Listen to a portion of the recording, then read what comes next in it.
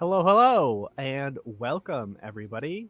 Thank you for joining us. Thank you for watching this live, watching this, after the fact, which I feel like there's going to be a lot of people because there's a lot of stuff going on right now in BookTube tonight, which I'm fine with getting watch hours after the fact,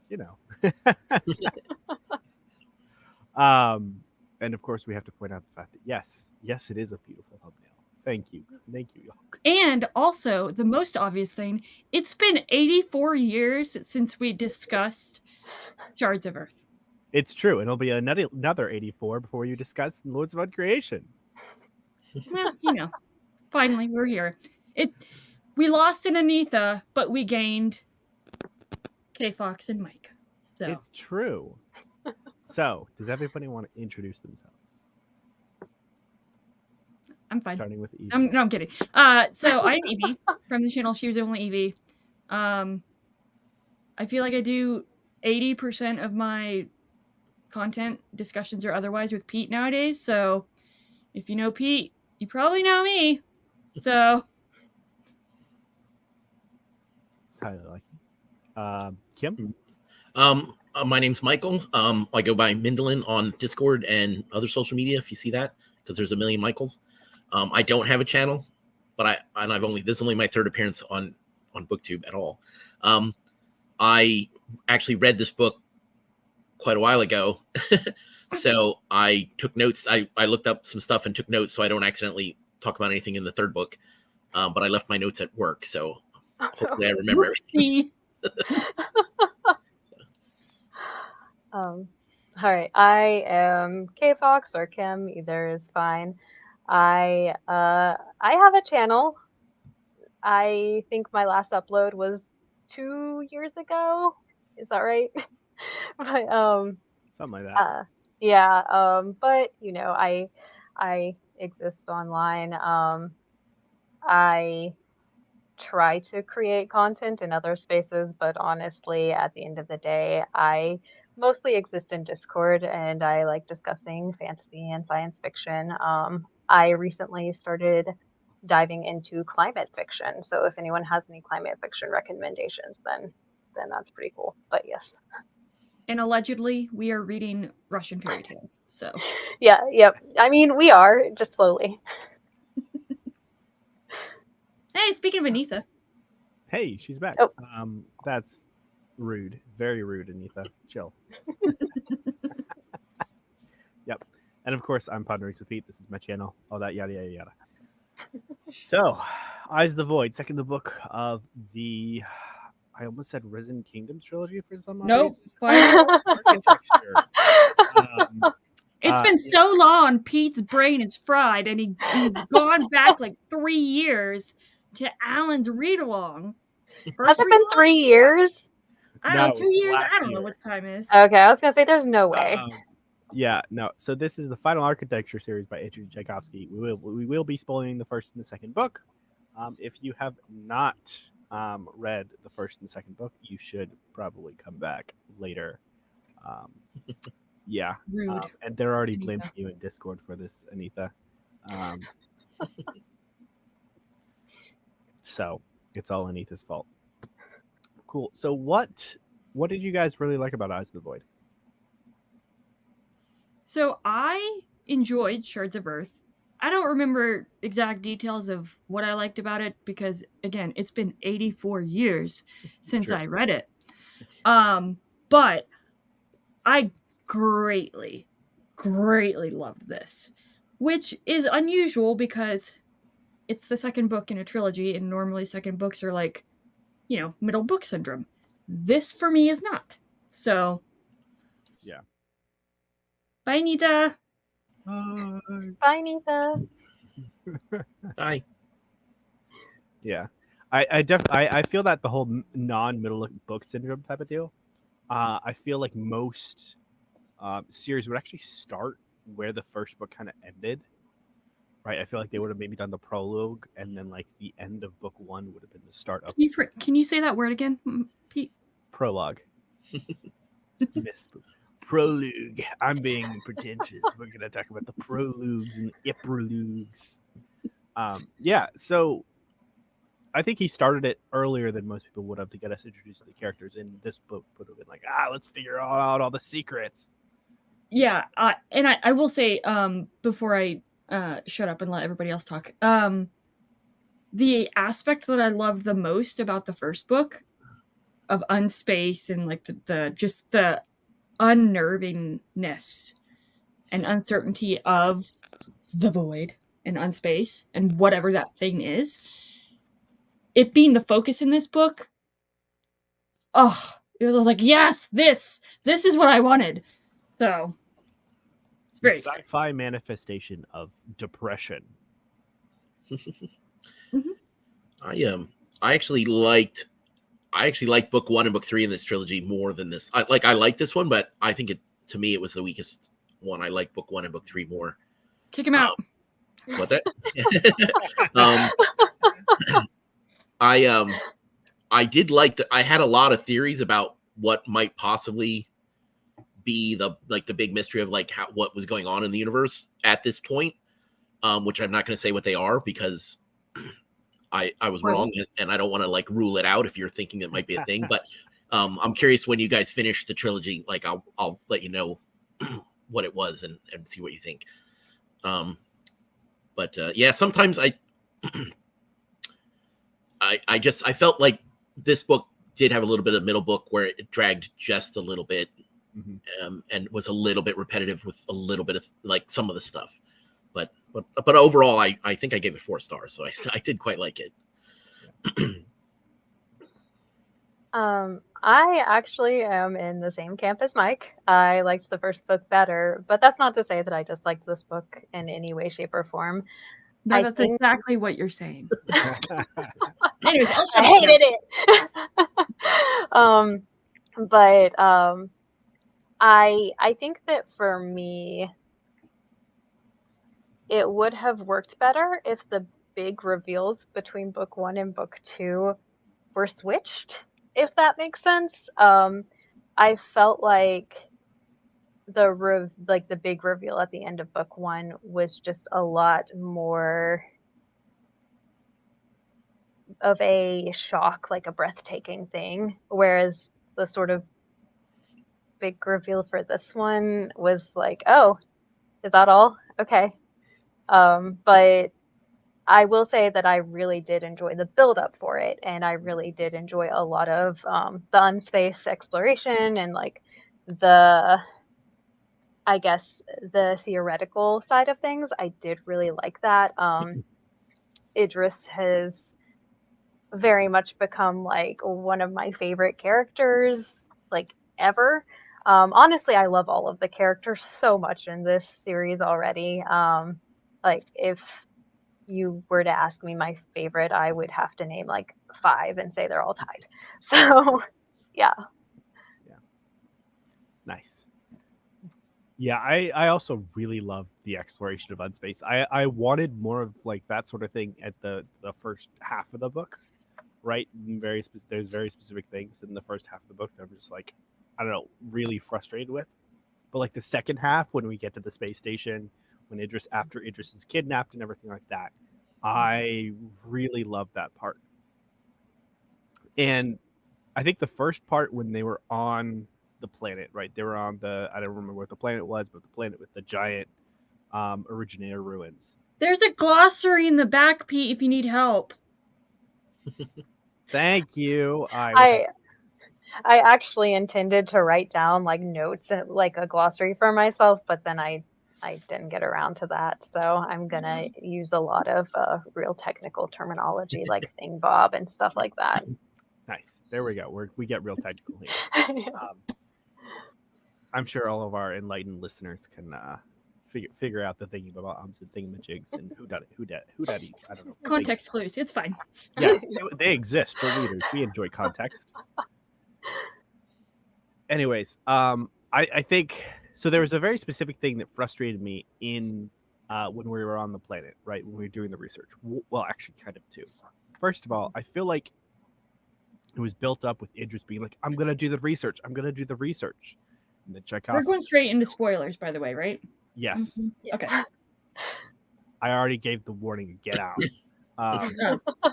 And I missed that. Sorry. why Anitha left, but it just we're just, hey, we're gonna do the research. We're gonna do the research, and then Tchaikovsky doesn't show us any of the research. It's just before and after, and oh, they had an argument, and kind of going into that sort of objection. I wanted, because of the kind of like slowness of that progress, I felt like almost robbed when they were like, yeah, Trine had an argument with her former owner ?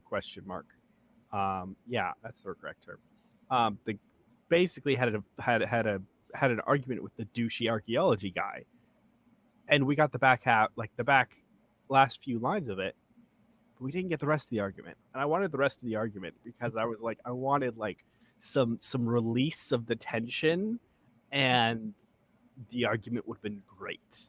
I just wanted to see two nerds arguing. Is that too much to ask? And I wanted more Trine, of course. That's this book is I wanted more Trine just interacting with everything. Yeah. Exactly. I think it's hard to pick my favorite group of non-humans because I love so many. Like, he's so good at it. The Hivers are amazing. The SEO are awesome. I mean, it just all of his non-human, the Hanalambra, just like they're so not human, and he writes them so well. It's really impressive. Yeah. I think it's really funny watching, like, so when before I was doing the interview with him, I watched a lot of interviews from like years back, and he mentioned the Hanalambra, not by name but by concept, several times as something as a concept that he had come up with that he really loved. And it was really funny just like going to the Hanalambra planet, and this would be like, oh, I know who he's talking about now. Like their whole concept of death, of birth and death, of how birth and death are connected, because once you give birth to the eggs, you die and all that sort of jazz. Like, that's a whole completely, that bumping up against human culture of, oh, when somebody gives birth, they don't die. It is just something that he talked about as a concept that he really loved, of some random thing of like exploring. And I was like, oh, here it is. And how that generational wealth is literally like, you don't benefit from that generational wealth. It goes down to your offspring. Yeah. That's so cool. Yeah, Matt, I enjoyed Trine and her old master playing the game, and the kid just messing with them. So great. So we are spoiling basically book 1 and 2, mostly dealing with book 2 right now. So if you haven't read book 2, I'd come back after you have. It'll be here. That is my partner there. Oh, okay. Hello, Pete. You should have not said anything and just let Pete just flounder. But yes. We are just sticking with book 2 content for this. There's an entire other live show on book 1. Yes. Yeah, that the little bit of what we got there, Matt, great. Honestly, loved it. Cool. Trine. We just need more Trine. Really, that's what it comes down to. It's just Trine needs to be the main character. I should go back. We should all like petition Tchaikovsky for just a Trine short story or series or novella. Yeah. Yeah. Just be like, All right. I guess that's fine. I did love the moment when, and that just, it was a very sweet moment when not only does Trine save Idris, but they say like, oh, now I'm a part of you, because, you know, part of his being is keeping Idris's heart beating. And I thought that was so sweet, and just so moving. And that was when I loved Trine. It's true. Yeah, because up until that point, Trine seemed a little bit petty almost, but then like making that sort of like sacrifice, I guess, really helped to develop that character. Did anyone listen to the audiobook? Did everybody read it physically? You listen to I the audio. listened to the audio. Yeah. I think the narrator's really good, and yeah. I agree with like trying early on kind of comes off that way, but Mhm. once you like them, you can kind of hear. I feel the narrator Mhm. does like a little. They do a little thing with their voice where you can tell that he's kind of poking fun a bit at people sometimes with Yeah. his Yeah. thing. But Absolutely. And I will say that even whenever I thought Trine was a little bit of a jerk, I thought that it was It a wasn't. lovable jerk yeah, type. Yeah, it wasn't like mean spirited to be. Yeah, mean. yeah, not someone where I didn't enjoy reading them because I thought they were petty and cruddy. Right. Yeah. I really loved the development of Ollie's and oh my god, Angel punching in the face. yes. I'm looking at her name and I'm like, what was her other name? Angel punching. Yeah, Solace. I love the development of their relationship after the events of the first book, where they kind of like kill the guy with the thing on the back, the lobster thing, whatever. Tothia. Hey, I don't need a glossary for that. Thank you. And he could have just left it like that, and it could have just been like, oh, a one-time thing, and there was still like tension there between them, but it was more of a camaraderie ship. At least I felt, rather than just outright not combativeness, but like Hostility. Yes, hostility. There you go. That's the word. Thank you. I think the relationship between Solace and Ollie is so well developed. Not the relationship, but their point of view and why Ollie has such a problem with the Partheni. And we're seeing a lot of point of views from Solace's point of view. So they're like, what do you mean? They're not bad guys. They're good guys. And then, but just Ollie's whole like, I wouldn't exist if I was from your culture. Like you would have just like I wouldn't have even been come about. And that resentment she has is pretty well done. I feel like it makes sense. It's clever, but not overdone. It just and it's kind of who's right. They're both right in their point of view. It's cool. Yeah. And I like how in that conversation that they have, Solace, like normally I feel like a lot of authors would have that conversation, and the character that's in the wrong or in the wrong mindset would be like, oh, I didn't realize, oh my gosh, now I'm going to completely change my ways or whatever, renounce my old stuff. But Solace is still, with her people and, an executor. And there's still that, like, she has both mindsets in her, or both, oh God, what's the word? I can't use the words. Anyways, she has the knowledge of what Ollie's perception of her people are, and she acknowledges it and sees and agrees with her perspective, but trying to bring that into her worldview that she's been raised in, and trying to kind of balance those and kind of come to terms with both of these almost opposing viewpoints or things. Yeah. So I think that was really, really well done. I appreciate him not going like this is. How do I not make this sound really weird? I think it'd be really easy to make the Partheni look very evil with this conflict, right? Because it's when it comes down to it, it's basically it's a form of eugenics. So it's really easy to make the Partheni look evil, and he did it, and he did it for a very specific purpose, and he didn't. I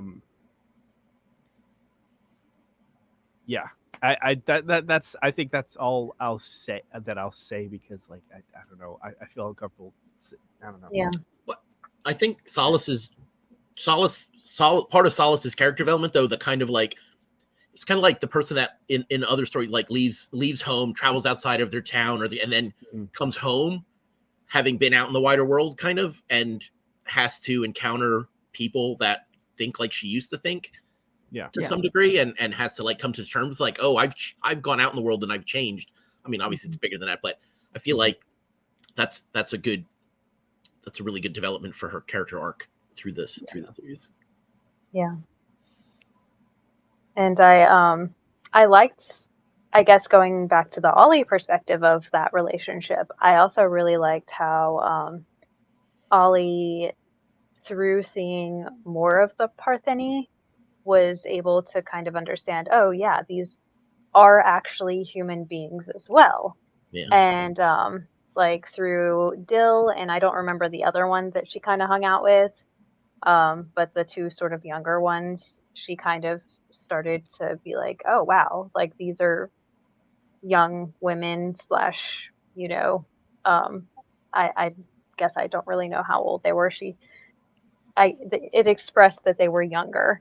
And so she kind of had that little click, I think, as well, that helps move things along with that sort of relationship too. Yeah, her Ollie's perception that because they were, you know, essentially, I mean, they were clones essentially, Mm-hmm. and they all look the same. That they all act the same. They are basically, essentially robots without being robots, and Yeah. her experiencing just relationships more than just Solace, but seeing them as individuals was really great. I mean, it's like seeing identical twins. Yeah. They're Mhm. still individual people, and they're not Yeah. the same person, you know? Yeah. And I think she has a little bit of a, I don't know if it's necessarily a revelation, but at one point when you're in her perspective, she thinks something along the lines of like making a mom joke at them, but then she realizes that like, oh, they're, you know, but they came out of vats. They don't really have a mom. And she kind of reflects on that and is like, but that's not their fault. And that was kind of a, I guess, just a interesting almost like argument with herself, and I really enjoyed that part of her perspective. Yeah. It's a lot of really good like character growth and character change in terms of that perspectives between the two of them, which is really, really interesting to see, and I love it. Mm-hmm. So, what do you guys think of Idris in this book? I loved him. So Me too. he's my set. He's like Fitz, not quite Fitz level, but like he's what Fitz is to me in Assassin's Apprentice and Realm of the Yellow Lanes. He's that in Final Architecture and Less probably dogs, all though. of. What? I'm sorry? Less dogs and wolves. Yeah, but you know, sad boy Idris. God love him. Yeah. I So felt pitiful. yeah. I just felt so, I don't want to say excited, but like I was anticipating getting back to his perspective. Even in the first book, like but especially in this book. I just loved being in his perspective. What that says about me, I'm not sure. But actually I know what it says about me, but we'll not talk about that. And just the aspects of him exploring unspace, dealing with that, and then going to, I'm gonna butcher the name of this, Circeus Hell, however it's pronounced, the hell planet that's all poison. I think my name I pronounced it as Kushia for some odd reason, but I don't know if that's right. Did I look at the wrong thing? I listened to the audiobook and I don't remember what it was. I don't either, and I literally finished the audiobook like earlier today. I just, every time they referred to it, I just was like, oh, that's the hell planet. Yeah. The glass hell. Growing glass. Oh my gosh. I liked Idris a lot overall, but part of Idris's story arc in this particular book is part of the reason why it was one of the things that I kind of had a little bit of a problem with the book. It's not so much Idris, it's just this. Sometimes Tchaikovsky can use the miscommunication trope a little too much. Like, I feel like Idris was constantly like, no, stop, I need to tell you something. And he would just never just say what it was. Like, obviously people weren't listening to him.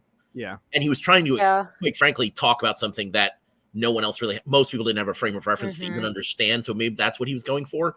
But I feel like if he would have just said what he needed to say instead of just saying, I need to tell you something constantly, somebody at least would have heard him. But, so I feel like that was like, I kind of got a little tired of that a bit. Not a lot, because I still really like Idris. In fact, the fact that Idris is very old and practically, from the changes, he's immortal and he's lived a long time. And he also stays awake when he's in unspace. And so he doesn't even get the break of like going into hypersleep or whatever. He's still the most human and like one of the kindest characters in this world, that we see. And I think that's pretty impressive, because think somebody that lives hundreds of years and like encounters that sort of thing, it could be easy for them to just be jaded and not care about people, but he genuinely cares about people and is, I feel like, genuinely a good person. And and he has a very big inclusive definition of people. So it's funny, Mike, that you point out the whole miscommunication thing, because there was literally part of the book where that's happening, and Solus is like, Idris, I love you, but could you get to the point? Could you say what you're trying to say? Like, that's literally like part of the book. So I appreciate that Tchaikovsky did it knowingly, I guess. Like, that conversation kind of gave me a little more faith in that, I guess. I wonder if it comes off. I wonder if I read it wrong and it was just that he couldn't explain what he was trying to say. Like, it was a thing that he experienced but couldn't communicate to people, and maybe that's why it was he couldn't do it. I don't know. That's a lot of read it right, Mike. Yeah. No, I can see that. And I normally that would frustrate me, but because of everything else, like I have been told to my face that I do not read for fun, but Tchaikovsky is the person who has made me into that reader that can read for fun. Like, this is a very action-driven series, at least thus far. I mean, obviously there's still a lot of themes and theming and, reflection and stuff like that going on, but it is primarily an action-driven narrative, and I just get so swept up in it that it's not that I forgive like some flaws, but I'm not as critical of them, or at least noticing of them, because I'm focusing over here. In regards to the miscommunication, like I said, I totally get that. I kind of took it more as with Idris, his, let's face it, depression and inability to connect with people because he's staying awake forever and he's having to face unspace and stuff like that. There is, even though he's so kind and empathetic towards other people, he is not towards that for him. He's not that way with himself, and so he's very uncertain about himself, not confident. So because he's not able to really explain what he's seeing, feeling, experiencing, he's distrustful of how he's portraying that to people, if that makes sense. And he's also isolated, like, mentally, right? Between his depression, between the fact that he doesn't sleep, right? And his mind is always on that, and being, hundreds of years old or 100 years old or whatever it is. Like, that's hugely isolating. And I feel like his kindness and empathy is almost kind of a reaction to that isolation, where he subconsciously knows that he has isolated himself and is depressed because of that, and because of that he has that kindness and compassion as a sort of trying to reach out kind of deal. That's kind of like what I've taken away from that. And with that trying to reach out, like it definitely feels like he can't, like what you were saying, Mike, it definitely feels like he can't communicate what he's feeling with a lot of these things because of that isolation, he hasn't developed that almost shared language with people regarding these things that he perceives, but hasn't necessarily been in a place to communicate it to other people. Yeah. And things other people haven't experienced quite, trying to explain to somebody who's, something that is so alien to what their normal perspective is like, must be difficult as well. Yeah. I was just going to say on top of that, like when other people have tried explaining it, you see other people trying to explain it and they are disregarded. They're told that they're crazy. They go crazy. So there's going to be a hesitancy to speak up and talk about that because you don't want to be perceived. You want to be certain of your perspective, and what you're trying to convey. So yeah, and that's an external factor that played into the isolation for sure. Yeah. Mm-hmm. Yeah. I was just gonna say to Mike's point, like, he could have easily, through that isolation, he could have easily become jaded, but it's a conscious decision to stay kind, to stay empathetic, and so. Yeah, and I feel like the fact that he, we know that a lot of the intermediaries were like convicts or prisoners or things that were experimented on, but he was one of the few that was not and just volunteered to do it because he wanted to save people. You know what I mean? He volunteered for something very dangerous to help people, and so I feel like he was already that. He's always been that, and he's managed to hold on to it. Yeah. Yeah. It's funny though. I wonder also, now that I'm thinking about it, because it kind of harkens back, this is not spoilery, but for in his Shadow of the Apt series, the fact that characters that are apt and characters that are inapt literally cannot conceive of things that the other side, like there's things some of them can conceive and some of them can't. I almost wonder if intermediaries and people that can be in unspace can't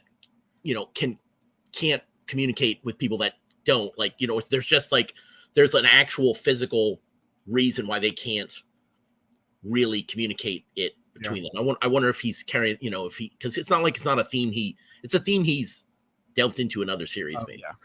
Yeah, but it's something that he really likes. I do wonder if some of his experience with his autistic son has like affected this, because I feel like that's like a really concrete part of like our society where we can see somebody who just can't. It's hard for them to communicate with more people that are neurotypical or on that sort of thing. One, I didn't know Tchaikovsky had kids, let alone me neither. Yeah. Fun fact. That is an interesting thing, though, and I think I'm gonna kind of consider that lens in the next book, because I think. Oh, I apologize. My cat is messing with my tripod, so I apologize if my video got a little shaky there. He's actually like right here, being a little jerk. Bridget. Yep. He's just. Aren't you disturbing him though? Let's be honest. I really am. I'm talking when he wants to cuddle. But yes, that is a really interesting perspective. Moving forward, I think, as far as like the miscommunication and not being able to do it because it's I'm trying to think of a good way to put it. Like, if you experience the world differently, it's hard to explain it regardless of your communication skills. Like, if you're trying to talk to someone who's never seen the ocean before and trying to explain to them, you can tell them that it's big and it's a lot of water and it's flat, but if all they've seen is like the water in their sink, then it's going to be very hard to just communicate that with words. Yeah. And I think especially if it's something like sailing on the ocean or something like that, which is kind of the equivalent of what he does. So I think that that's just an interesting thing because that's such a limited thing these days. Way back when you could find a lot of people that had never seen the ocean or pictures of the ocean. But nowadays I feel like most people that we get in contact with in any way, shape, or form has at least seen the pictures of it. Mhm. Yeah. Yeah. It has some sort of concept. Mm-hmm. And maybe to make that analogy even more simpler, like trying to explain to someone who has never experienced color, like the Mhm. color blue. Like, how do you explain the color Oh yeah. to Yeah. someone who can't see that color or any color? You know, that seems insurmountable in a weird way. Mhm. So, Yeah, so it's easy to see how isolated he could feel if, like, since that's such a big aspect of his life and what he does, Yeah. because it's literally like his job too. Yeah, and there was definitely some points in the book where he wasn't able to communicate, but he was under a lot of sensory overload, going back to the Mm-hmm. whole autistic That's true. thing. Like he was Yeah, literally just being like overwhelmed by the planet, and he couldn't really like. It was hard for him to think because of everything that was going yeah, on in unspace, but nobody else experienced that.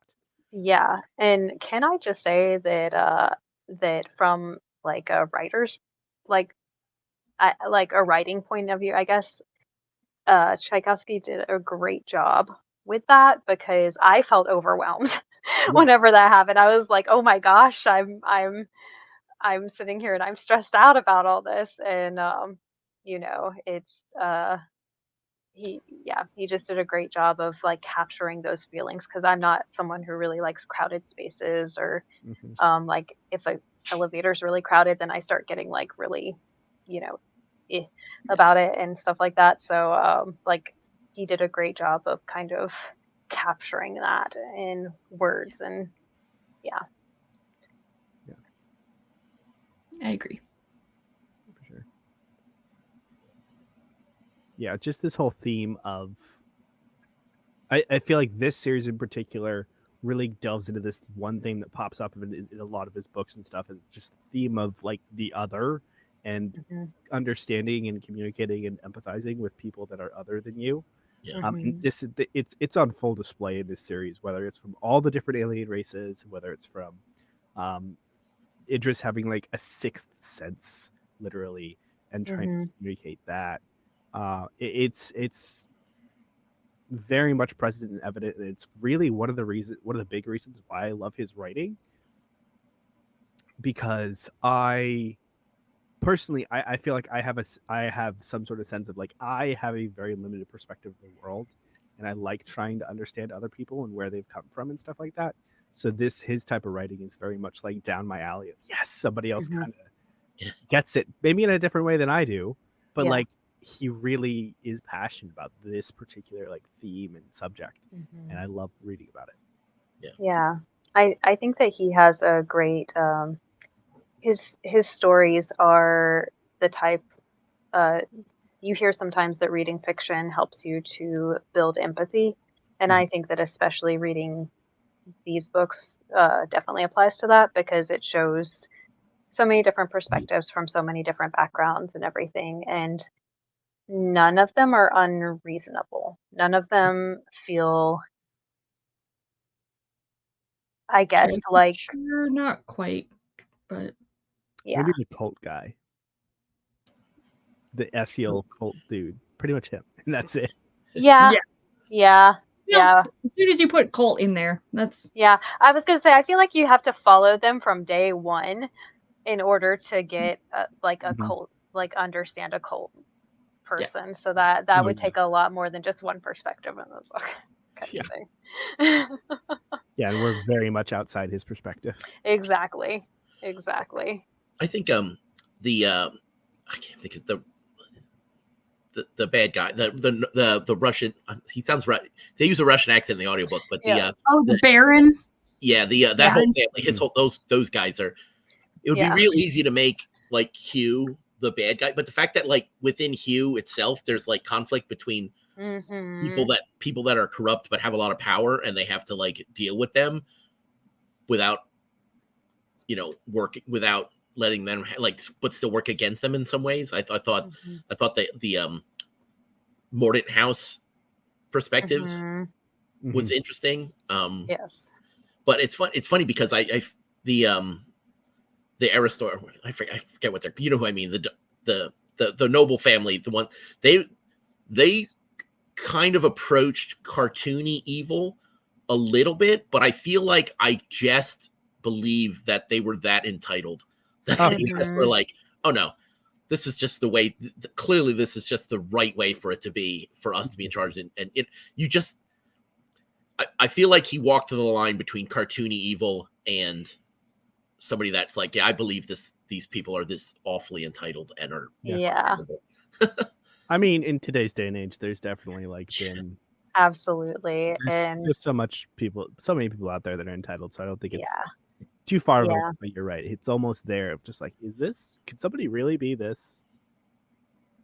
I feel like having worked in like customer service for so long, like that didn't even occur to me. I was like, yeah, these are Starbucks customers. not all Starbucks customers, mind you. I'm still a Starbucks customer myself, but like, yeah, like I've known people that I feel like I could why do I have to follow the rules? These rules were not made for me. Exactly. Yeah. I've spent hundreds of dollars at your company, so you should cater to my every way. Yeah, so exactly.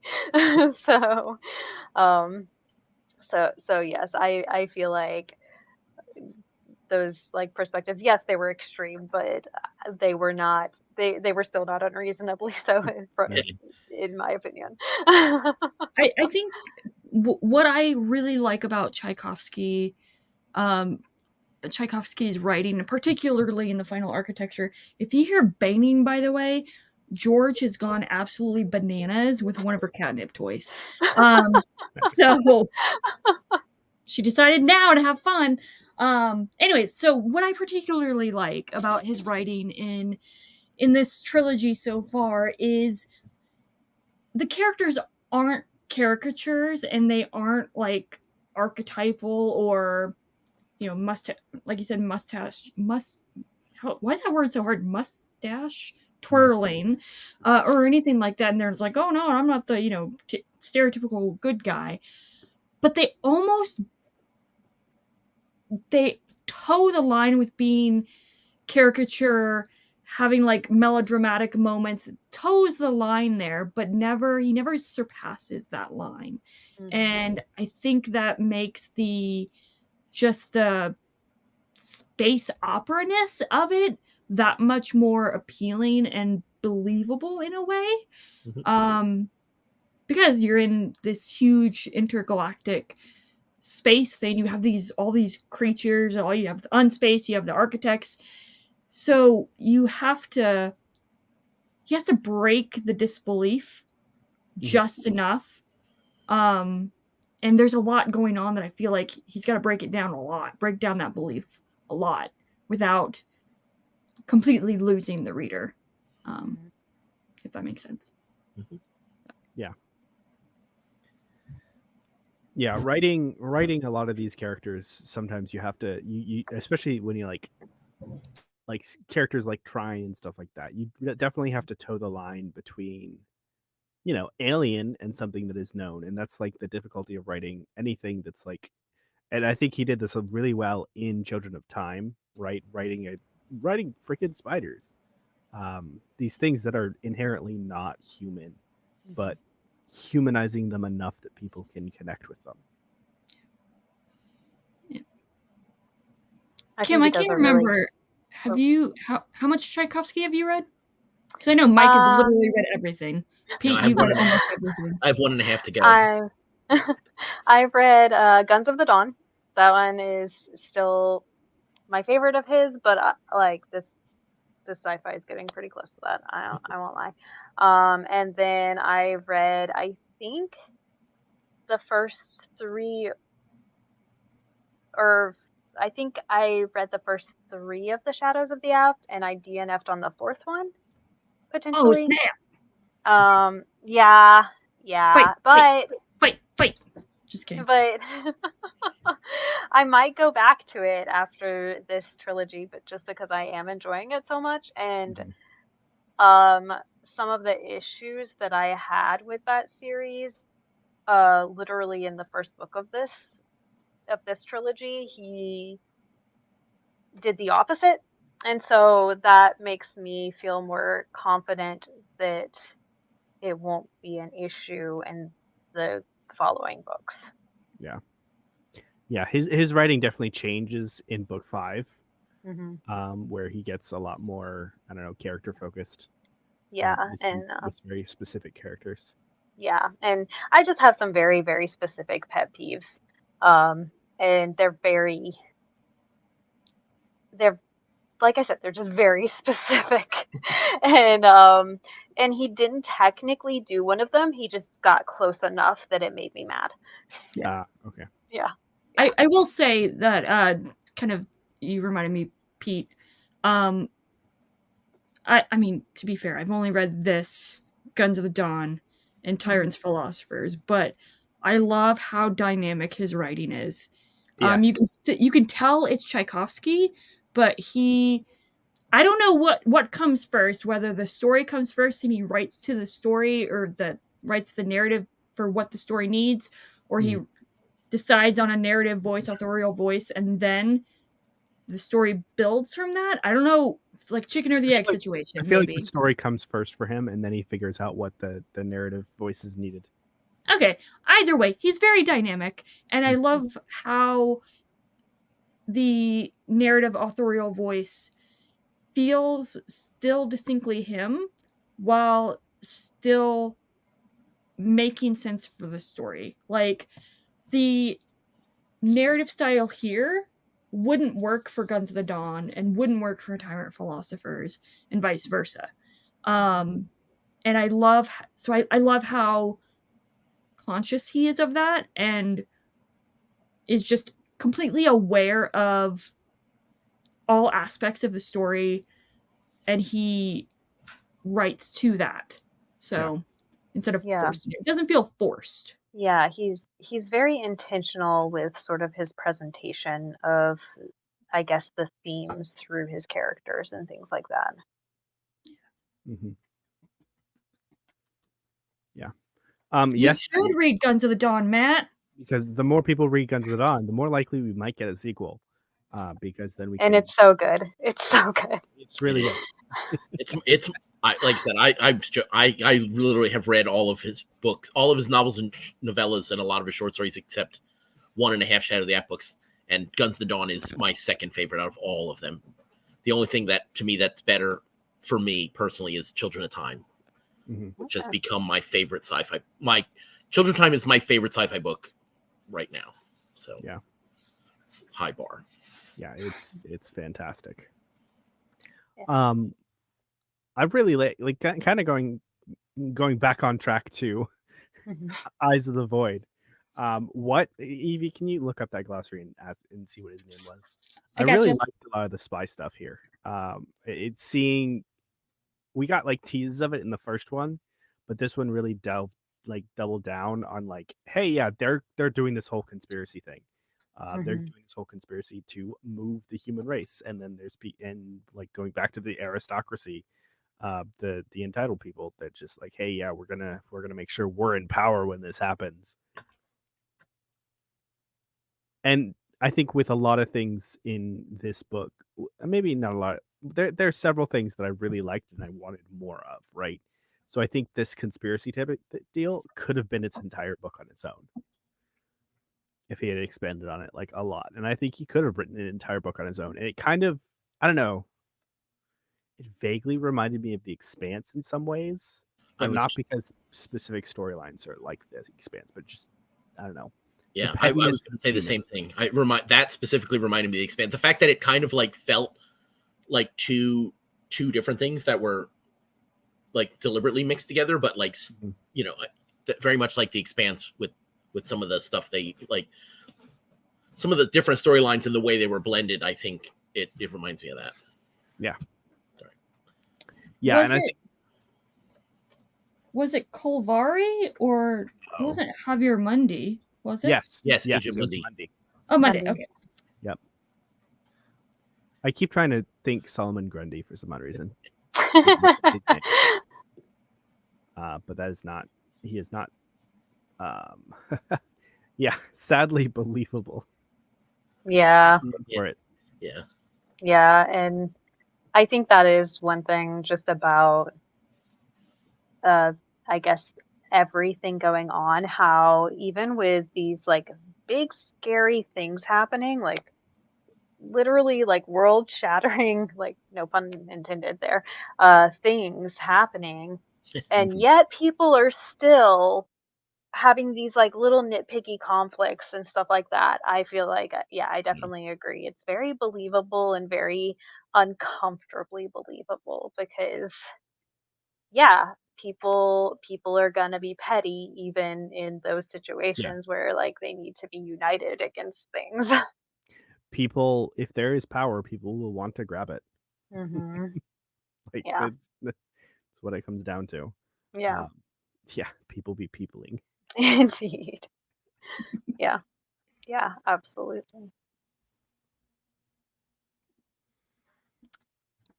So can we talk about the hell planet again? Yes. Because Yeah, glass nuclear hell. yeah, Nuclear glass. like I don't know. I need the, nuclear Katie to come in and explain this to me.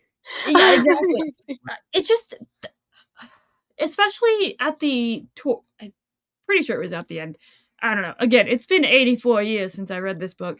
But whenever like they're using the machine so often that the building is breaking down, and the Mhm. plants start coming in, start killing people, Mhm. and it gave me so much anxiety. I'm like, what? Oh God, what's gonna happen? That escape was so stressful and so well written. Again, Yeah. another reminder of The Expanse, because like I don't know why, but like The Expanse also had very specific things where it's just like, hey, yeah, you just got exposed to a lot of radiation Yeah. for a Mm. very specific reason, and now you have to take pills for the rest of your life. But it still was. I think this book, like this series, under anybody else's, could have suffered from not having an antagonist. And I think having tension and threats from various different sectors was balanced very well by Tchaikovsky, because not only do you have like the petty humans, instead of like the big bad actually doing things that we know of, you have the petty humans, and then you have the literal environment of the planet trying to kill these people and causing tension. Yeah, and then you have the internal tensions within each individual character. Absolutely. And like, yeah, the tensions between individual characters that are not, world altering or what have you. So yeah. But yes, long story short, I agree. He balanced tension very, very well. So And I think I am realizing recently that I really enjoy whenever the setting itself is antagonistic, and it's not something that I necessarily realized until like literally we're talking about it, and I'm like, yeah, it's another trilogy that I read somewhat recently is the Book of Coley. yeah, the Book of Coley. I don't remember what the actual series name is, but yeah, it's a very similar thing where like the plants are eating, well, going after people and stuff like that, and like now I'm like, oh, this was really cool. And one book, kind of more, I think it's a more classic sci-fi, is the Day of the Triffids, and that's one that I want to read specifically because it's, from my understanding, the same thing. And So then let's yeah. dive into this, Kim. Is this why you like climate fiction as well? Who knows? Well, I like climate fiction because I started reading it because of my true. job. Just But world is gonna kill us. but I think that it's just a really interesting thing because it leads to a lot of, I guess, just different kinds of conflicts, like we're talking about with this book period. Like there's so many levels of conflict, and I think that's just a very interesting one to bring into this story. Yeah. I think that you should read Alien Clay as soon as possible because I think you're really going to love Alien Clay Okay. based on what you just said. Okay. Alien Clay is, oh my gosh, I really love that book, and it has a lot of the things that you're talking about with like It's a human standalone, versus- right? Or is it It going to is be a part of a standalone. series? It is a standalone. To Pythex's question.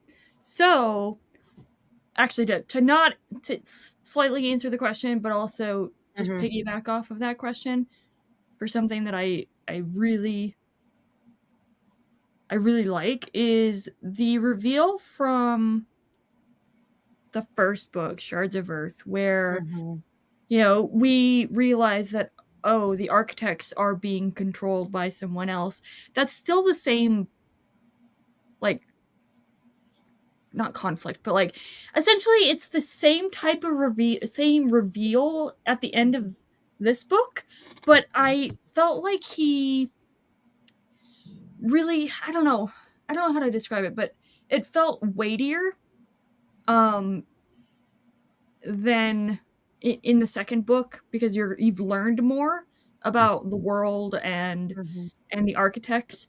But to answer your question, Pythax, the architects are initially seen as the antagonists, and Idris, through his unspaced travels, realizes, oh, there's something else. Mhm. There's always a bigger bad going on, which I feel I'm like- interested to find out. Is there even Yeah. going to be a bigger bad in the third Yeah. book? Yes. Yeah. Or is there going to be a biggest bad or something like that? And I won't lie, that's kind of where my like sort of theorizing has gone a little bit bonkers, where I'm like, oh, is it like at first whenever I was reading, I was like, oh, is this presence in the unspace? Is this their master? Is this the person that's or this the being that's making them do it?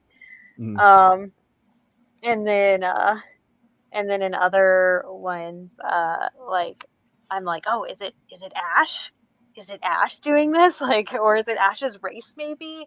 And Mhm. maybe like like all this other stuff. So that one is definitely what has led to the most speculation to me. And I also appreciate the conflict that it brought because Idris is the only person that understands that.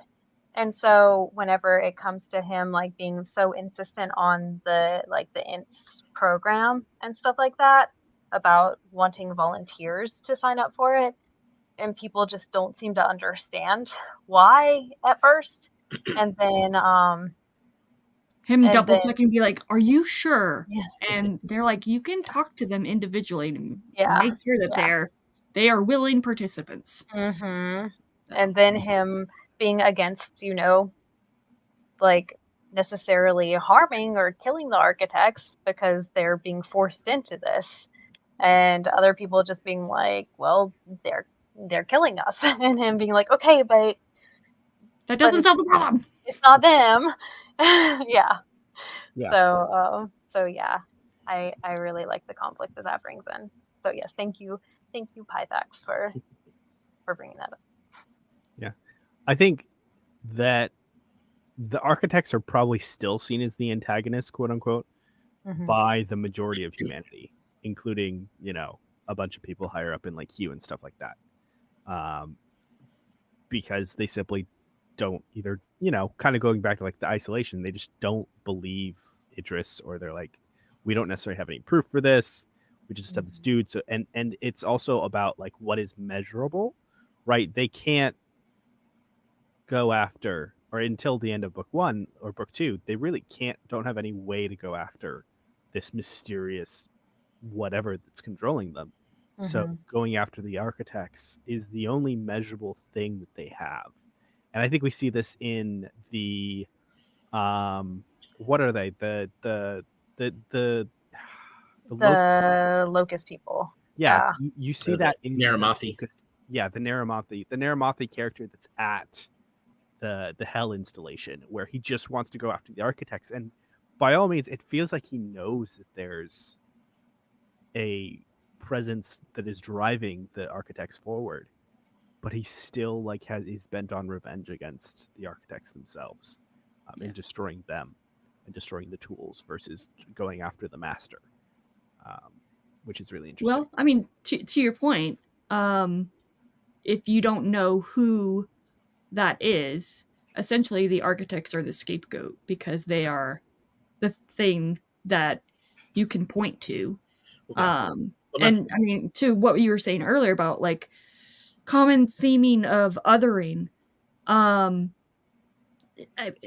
unfortunately, the universality that Adrian Tchaikovsky explores here is that there's always going to be othering. There's always going to be finding the quote unquote bad guy of a situation, and it's all about perspective. Mhm. So one person's bad guy could be another person's good guy. So, but sorry, Mike. I can kind of see the point of view of the average human, or it's like, Idris is like, oh, it's not the architects, they're being made to do this, and it's like, okay, I'm sorry they feel bad that they're killing me, but they're killing me. And it's like I only have so much compassion to extend to them while I'm literally fighting for my life, or to save lives and stuff. So I mean, it's not. I appreciate Idris's point of view, but I can kind of also be like, that sounds like that's a tomorrow me problem. Today, yeah, and I think that's survival first. And I think that's again to I think what we've all said already is just he explores it in a nuanced way without being like preachy, overt about it. Yeah. Well, I mean, I guess that's the point of nuance, but know what I mean? It's there's no clear side to anything. When you think that there is a, one side versus the other, he slips something in that is, I don't want to say it's not out of left field because it's always been there, but it's just new information that you learn as the reader that he builds onto that picture. Yeah, it's hard to point to like a very definite sort of good guy in the story. Like there's except for Idris. Idris is a good guy. Yeah, if he turns out to be a bad guy, I'm gonna be so sad. I am too. I am too. Because so going way back to one thing that Mike said about Idris, one of my very favorite tropes is people who live a very long time and are still good people. And one of my absolute least favorite tropes is people who live a long time and become bitter and jaded and awful. So like Idris just falls right into my favorite tropes. Like I am one of those people who loves Tom Bombadil. I like sort of the people who have experienced the world and who are resilient and still kind and not jerk faces about it. Yeah, sort of like this weirdly off not sort of like, to me, I'm not sorry, this is kind of follow me along. It's kind of like I was never a Superman fan until I realized that the reason Superman is a hero is not because he can like fight bad guys. It's because he has a lot of power, but he doesn't let the power corrupt him. You know what I mean? That whole idea of like holding on to like power corrupts power, absolutely. Yeah, exactly. Or whatever. Not being corrupted by power is like Tom Bombadil would be like. Yeah. Choosing, they're good because they choose to be, because they could very easily not be if they didn't choose to be. And that's actually something that that Solace talks about with the whole Parthenon, about how like their roots, like there were evil intentions there, and they have to actively choose to be good continuously, and in order to be good. And so I also really appreciate that too. And it's not just for the perceptions of everyone for them, but it's also internally as well, which was great.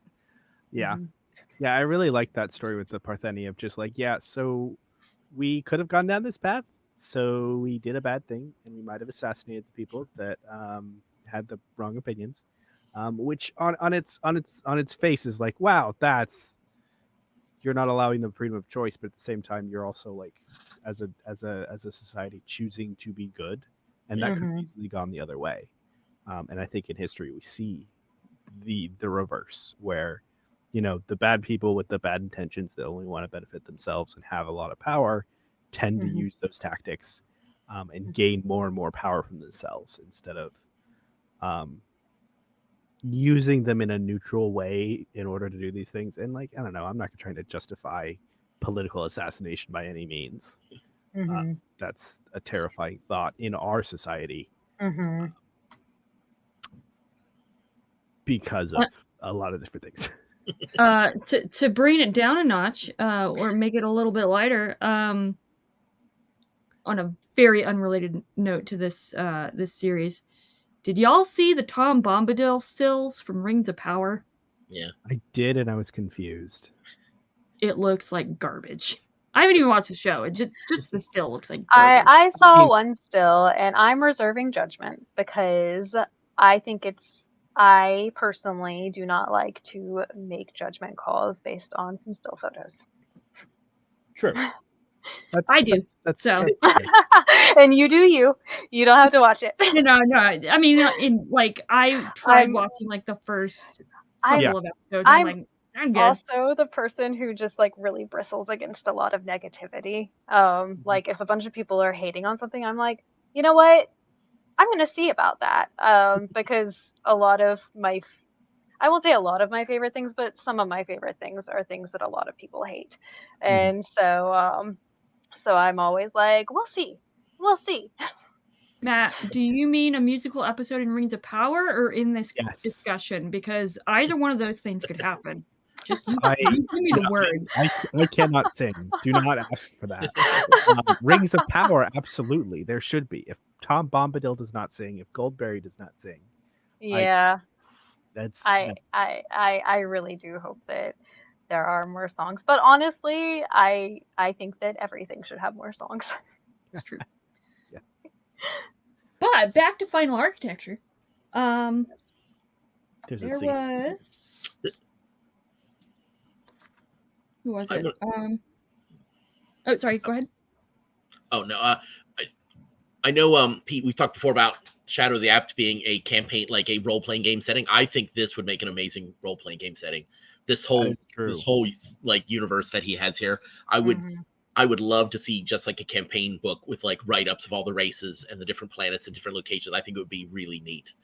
I feel like that'd be really hard with Unspace though, like to quantify that in a way to use in a tabletop setting. Yeah, I mean, I've seen it done in something like Shadowrun, where they have a cyberspace setting where you can, like, certain players can go into, where you could do something like that. But it would be difficult because most of your people couldn't be awake for it, I would imagine. Yeah, and it would also probably have to be like majorly nerfed.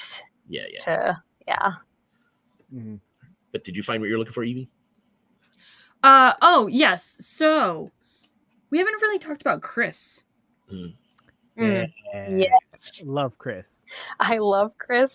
I just love the whole idea of lawyers being trained to knife fight. Like, I don't know. That's just so cool to me. Space lawyers in particular. We need more space lawyers. Yeah, the space lawyers who knife fight. I think it's funny. I know you mentioned when you were interviewing him about how a lot of people see Firefly influences in this, and he said he didn't really watch Firefly, but Farscape or Blake 7 or things, and it's like, yeah, those all are relatively similar setups, kind of like, I could see that. But Chris really, like, Chris is one of the ones that really makes Chris and Idris really make me feel like Firefly. Like, they're definitely a mashup of multiple Firefly characters, in a lot of ways. I loved the scene where they're on, I am blanking on the planet's name, but it's where the Peter, the Russian Baron, like mob guy family is, and Chris she basically gives herself up so that everybody else can escape. And I thought that was like, oh, yet another person who is just a weird academic ocean Yeah. question mark or whatever. It's like, oh, this planet literally has nothing except an academic, except a university for some odd reason. Yeah. I loved that scene. Yeah. Yeah.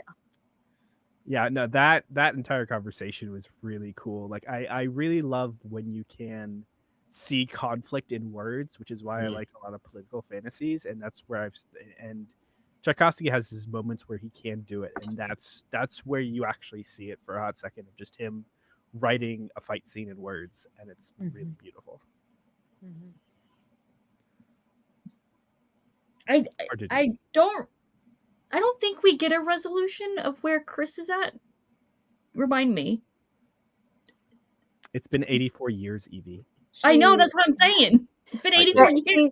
I can't help you because I would just, Well, having read book 3. At the end of Eyes of the Void. Yeah, she returned to the crew. The crew came in and got her. She got That's in, right. Okay. and I fight with the Baron people, and then when she was in trouble, Ollie like busts in her scorpion, and oh, that's right. Okay, Yeah. never mind. Fight I the plastic was knife. thinking that was in the first Yeah. book, That's and what- I was very confused. Where they 3D printed she 3D printed the knife. with the knife. Yeah, that was so cool. I feel like the balance on that would be way off, but like it's still super cool. Yeah. Aw. Yeah, I really love that. So Evie and Kim, what are you guys looking forward to in the next book? Do you have theories?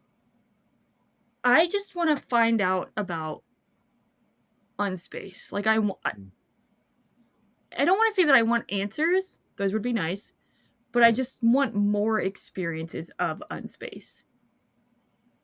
Because I felt like there was like the presence trying to like get out of there. And maybe it's more the presence that I wanted to like explore more and get answers for. But I want more of that, please.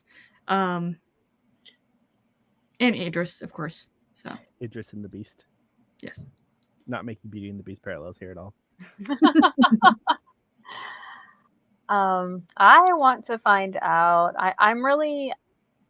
I'm curious. I guess not necessarily I want to find out. I'm curious to see where the whole like Masters of the Architects goes. I guess if we do find out even. I'm like, if that's an open-ended thing at the end, depending on how it's done, I won't even be mad. And I want to find out more about Ash. And I guess if the motives of Ash are as straightforward as they kind of seem, especially with all of the conversations and speculations that Idris had about them, like just kind Definitely of very sus. Yeah, very sus, very curious, especially because like at one point Idris was thinking, how many civilizations, how many worlds has Ash visited and just thrown at the architects to try to get them to stop? And then on top of that, the whole thing where Ash can apparently travel through Unspace as well. Yeah, with the ship and all that jazz. And Just so stick in hand. yeah. So someone please remind me. So is Ash is kind of aligned with the Essiel, right? There's that religious aspect to it. They're like the prophet, or no? Ash is like a completely independent thing. He I think one of his nicknames is like the Harbinger, because he function like the Silver Surfer kind of. Yeah. Just like, hey, So here's a big bad coming, and you need to get your bootstraps on and go ahead. Yeah, I don't know why I thought he was he was related to the Essiel of like basically his coming to a planet kind of spikes the belief system of like of the cult system and like brings converts. I mean, I don't remember that being directly associated. I don't remember they that had either. contact with the Essiel and were aware of the architects. Ash coming be like, hey, yeah, the architects are coming, kind of spiked at least the SEO coming around and being like, hey, so we know about these guys and we can protect you. Maybe I'm thinking of the first book, but I'm pretty sure I'm not. It's in this book that Idris takes the entire, like basically an entire section of a planet and moves them, right? Yeah, because he does that with the Hell Planet. Oh, that was so cool. That was so cool. Yeah, the ruins with the machine off. Yeah. That was really cool and really interesting, and yeah, that whole sequence was fantastic. I think that's why I thought Ash and the cult had interlink, which honestly, it wouldn't surprise me if a reveal in the third book is that there is some connectivity between Ash and the cult. So. Well, because the cult is where all of the like originator ruins are. Like they have all the planets with that and stuff like that. So they try to take control of it, like they had with this one. And they were the first ones to know how to transport.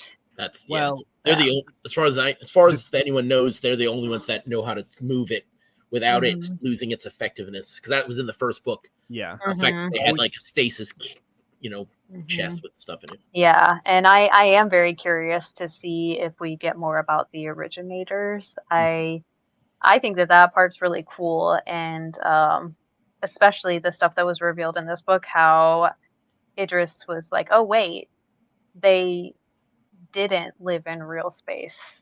They literally existed in unspace, and these ruins are what's left of them actually being in touch with real space, and that's really cool.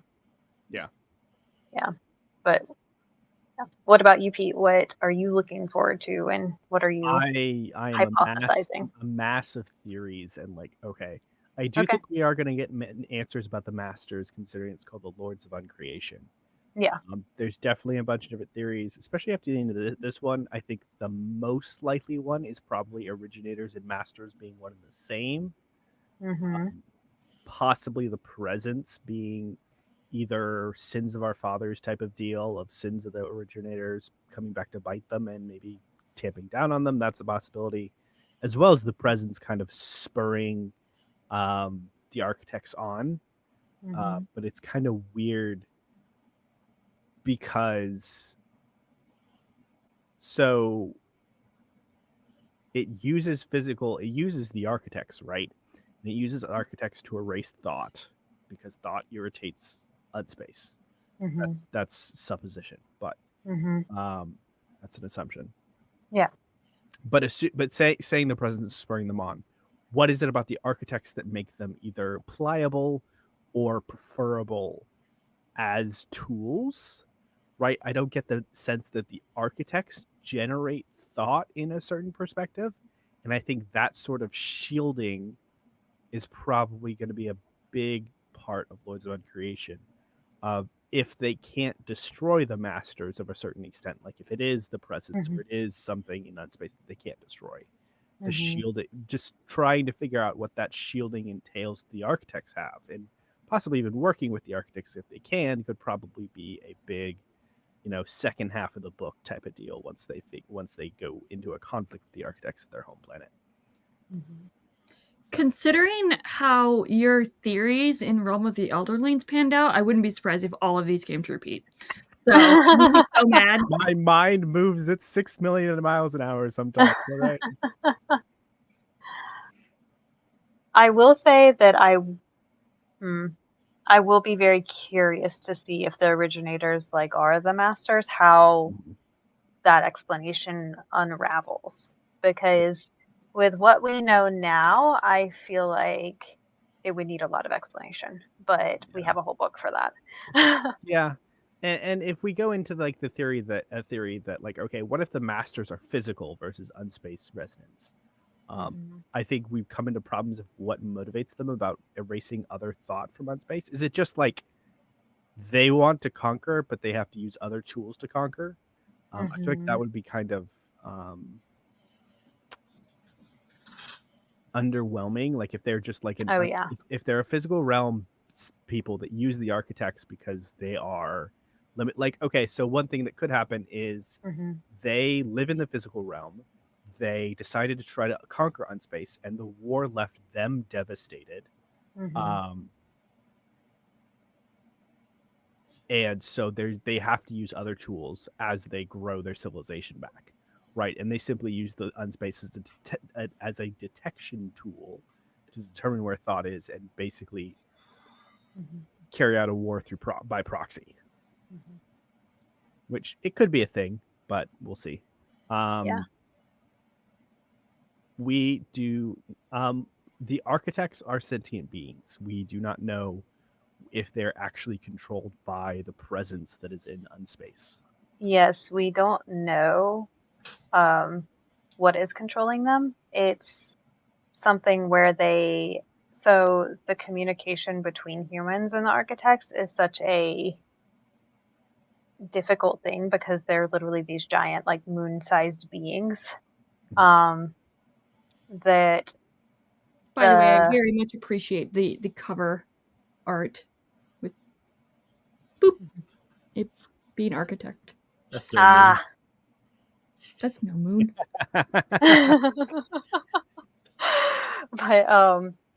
But it like essentially sort of conveyed the idea of like slavery to the human that could actually touch minds with it. And so it's very unclear to a lot of people, but this one human sort of got the message through vibes almost. Yeah, basically.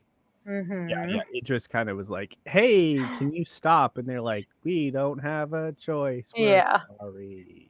Yeah. No thoughts, just vibes. Vibes. Yeah. So I will say, all this discussion, I'm really mad that I have to read books like on my TBR after this because I just want to start Lords of Uncreation now. Because I have like 2 novellas and 2 cozy-ish books to read, and I just want to read Lords of Uncreation. This is why I don't have a TBR. I can just read whatever I want. To be fair, I was making some fun of somebody making a TBR video earlier today. So. Nice. I just read what I want. I'm like, teach me your ways. I'm just, I don't know. I don't know. I don't know how to say no. That's my problem. I don't know how to say no to buddy reads. So same. Like, hey, I'm gonna go read this, and Anita's like, you need to wait for me because I want to. So I don't know how to say no, but I'm very good at not saying yes either. That's the thing. I say, I might join in. Oh, that sounds cool. Maybe I'll read it, and then I read what I want. And if it happens to be what other people are reading, like this book, then there we go. It's great. I get overexcited. I'm just like, yeah, I'd love to join. And then I'm like, oh, I should not have said that. Oh, but yeah. Cool. So Mike, even though you've already finished the series, are you gonna just egging you on to finish up Tchaikovsky, the last of the Shadow of the Op? Well, yeah, I'm on book 9. I'm gonna finish book 9 and go right to 10. It's my audiobook. Nice. But I finished Remains of the Day, which was my physical read yesterday. I might actually start Alien Clay next. Because I own the Broken Binding copy. So nice. Love that book. Just lots of great vibes. So Alien Clay, is it like a eco, like it's eco sci-fi thing? It's an eco sci-fi where it has a similar premise to the start of Cage of Souls, where this dude is a revolutionary and he gets sent to essentially a prison camp on this alien planet. Except, that's kind of it's literal. The clay is the earth, so it's alien clay on Earth. Yes, but there's more. So would I be able to get away with reading and reviewing it for work? Is it climate fiction enough for that next one? Is climate fiction? I mean, they're in an alien climate. That's fine. I will reviewed. say that revolution is also a big theme of it, as well as like working with the planet, quote unquote. Okay. But yeah, it's, like, because that's very like not Broad. literal. If you want some Tchaikovsky climate fiction, some of his novella, Firewalkers, would be a good one. That's Okay. just straight up Firewalkers. climate fiction. Okay, Firewalkers. Okay, that's good to know. Yeah, because I'm trying to get since I work at a university, I'm trying to get a bit ahead, but of my books that I'm reading because I review one a month for work, and you know, books that I like by authors that I like, then like that's just bonus. But yeah, it doesn't have to be like on Earth because I did the word for world is forest, and that's on a different planet. This is really the truth. Let's see. I mean, you are the one that's reading and reviewing it, so no one's gonna know the difference. It's That's in true. a climate. That's and true. it's in a climate, and man versus climate is a significant part of the plot. Okay. but yes, yes, I appreciate the recommendations. Yeah, absolutely. I'm looking forward to see what you think of it because it's the vibes of that book are just exquisite. I've seen some like criticisms of the book that I'm like, yeah, looking back on it, I understand like there's a little bit of like, I don't know, repetitiveness to some of the prose sometimes, but I was just kind of like drawn into it. Yeah, he also, from what I've seen, he tends to be a little more heavy-handed in his novellas, which you almost have to be. You know, I mean, there's less. So he's definitely more preachy. Is not the right word because it's not preachy, but it's definitely more heavy-handed Direct, in maybe? his. Huh? More overt in the theme. More overt in his themes sometimes with his novellas. You know. Yeah, and this felt like a little bit more direct than some of his other novels. Yeah. Okay. To me, at least, just because there were a lot of little elements that I noticed that all added up to like, I see what he's doing here. Yeah. Same with like Ironsides. Did you read Ironside? Yeah. That one's also very directly like it's very direct, but I'm just like, can I have like the rest of the world in the story? Because it felt very like cyberpunk in a forest type of deal. Yeah. And I knew there was another part of the world that I would like to see. So yeah. Thank God I muted myself because I didn't realize how loud that was going to be because I heard nothing of what you guys said. Yeah. Ogres might qualify as well as a weird climate fiction choice. So basically there's a bind up called Terrible Worlds Revolution. This is where you're going to find all three of these. Okay. Can you send me a message with that because I'm going to forget it. Okay. Yeah, absolutely. I'll take a picture of the book and just send it to you or whatever. Okay. Yeah, that's where you'll find all three of these, and that'll probably be a really good thing for you. And then that's easier to find too if you like reading physically. Oh yeah, absolutely. Firewalkers is like $200 now. Oh gracious. Yeah, I'm really looking forward to when he does the next Terrible Worlds bind up as well. The Destinations. Is that actually happening? Yeah. Yeah, he said it's going to happen. He didn't give me. I think I asked him on the live show, didn't I? Yeah. I think one of the stories that's going to be in it is not out yet, so he has to wait till that's out, and then they can do the bind up. Oh, I thought all three. Oh, is put away childish things? Is that going to be in it? I think. Yeah, that's in it. Yeah, it's Portal, right, or something like that. Yeah, Destination. So it's walking to Aldebaran. One day, all this will be yours, and put away childish things. Childish things. Okay, so they are all out. Yeah, they are all out. I don't know. I don't. He didn't give us a concrete answer. I don't think. But then again, I wouldn't expect him to have a concrete answer because he's not the publisher. So cool. Well, is there anything else you guys want to talk about, mention before we head out tonight? Nope. Cool. Well, thank you so much. Hopefully we won't have to wait another 84 years to talk about. I mean, We'll it's see. scheduled for April of next year, so we'll find it. Maybe by that time, Anitha will finally have read Eyes of the Void, and she can join us for Layers of Imagination. the third book too. Yep. But either way, whether Anitha shows up or not, Kim and Mike, you guys are both showing up. I'm already volunteering you guys. Okay. I'm in. Yeah. Yep. I definitely will be reading it this next month because I really want to now. Now that we're done with the thing, I can safely read it and not be worried about spoiling the next book.